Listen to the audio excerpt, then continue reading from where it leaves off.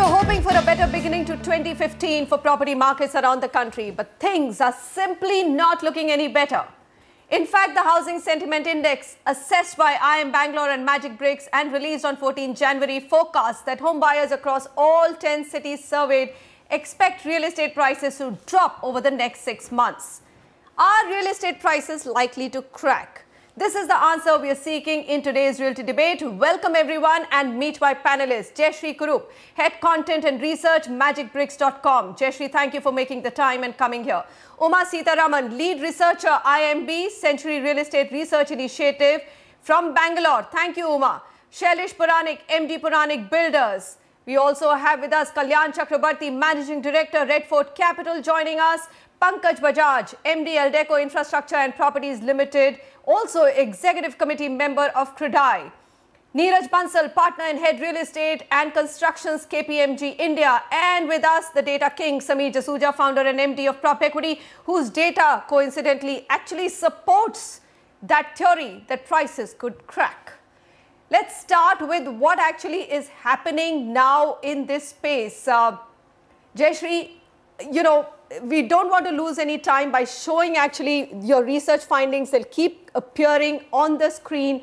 But just to put it in perspective, an HSI score of 100 suggests that prices would remain static. Now, the HSI index measured across 10 cities by you has dropped sharply by 29% this quarter to 81. How bad is that? Let's put it like this, pretty bad. Okay. A housing sentiment index is based on what consumers perceive will happen in the next 3 months, next 6 months. So when you look at the housing sentiment index, you see that for the last 3 housing HSIs were above 100, which meant that consumers did think that prices will go up and we are willing to buy, but we're willing to wait for 8 to 10 months to make our purchase. This time, a sharply dropping index actually suggests that the consumer now says that the prices will fall. I will wait, I will buy. They have shown their tendency to buy, but they're not really expecting the prices to go up at all or even remain stable. They think that the prices are going to come down. All are going to come down. Uma, so it's not only a 29% plunge in HSI, all 10 cities witnessed a drop. So there's not a single one which has escaped it, isn't it? And that's even more worrying. That's right. But Manisha, just to put things in perspective, if you look at the last 3 quarters, the first quarter was just after elections, and there was initial euphoria which carried the sentiments, up.